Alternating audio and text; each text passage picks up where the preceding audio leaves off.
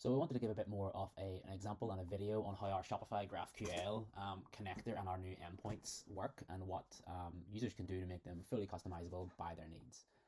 Actually clicking into your Shopify connector, which you can install from your marketplace, you'll now see legacy is on the front of most of these REST endpoints because Shopify is moving everything over to GraphQL. Patchworks does have a number of GraphQL endpoints already pre-made into this, just to give examples of how you can use the platform, how you can actually create that GraphQL input and specify what your response should be, what fields you need, things like that. As you can see, all the REST endpoints, they hit specific endpoints. They hit specific REST API endpoints to push inventory levels, to create sales orders and things like that. Whereas the GraphQL is hitting that single endpoint for the GraphQL. And what the difference in all these different endpoints are going to be is basically going to be that body that you push into it. And this body is fully customizable by yourself. There's different ways that you can run it. You can completely remove this full payload here and create that body inside the process flow. So you could build out your query, say what you need back inside a process flow and pass that in as the body.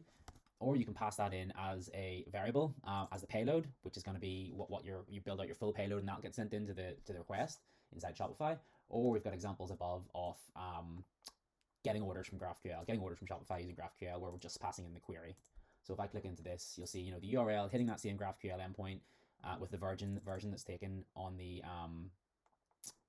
instance, with the body that's set, and the query is the only input that's getting passed into this particular endpoint. And inside my process flow here, I've not got too much going on. I've just got a query variable set up, which is going to say, basically give me anything that was updated with an updated at timestamp, which is set in the process flow, in the variables, the process flow, with a financial status of paid.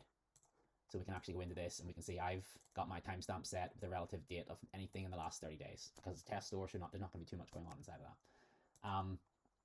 We can make that query then, so we can click play and we can make that query into Shopify. We can see in our input that we're actually building out that body, which is going to be sent in along with this query, basically the timestamp and the payment status, and then our response is going to be the full payload that came out of Shopify. And you can see if I take that payload here, I go into an editor formatter, and then we'll actually be able to see this is what came out of our Shopify. And then that's obviously one sales order, second sales order, third sales order. And you're able to see every single detail which we requested inside the body.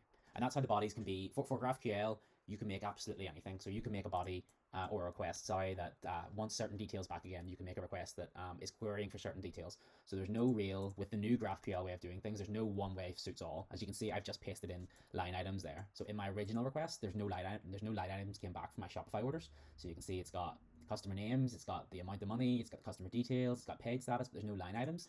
So inside the body of that request, I've requested the line items, the SKU, the variant, the quantity. I can click save then on that endpoint, and then I could rerun that request into Shopify. And again, let's take that payload out, and let's put that into the formatter so it looks a bit nicer. Click process, and then we can see here how now we've got our line item details per order. So we've got every single SKU that put into that, the SKU, the quantity, the variant ID, all those details are now going to be added in just by updating that endpoint. With that one request in the body, with those line items added into the request. So these are all possible to be done on any account. You don't need to have any special permissions to be able to update the endpoints inside your query, but this just shows you how you can use Patchworks to absolutely make any API call into Shopify. With the GraphQL endpoints, it's literally limitless, the amount of different data that you can pull and push.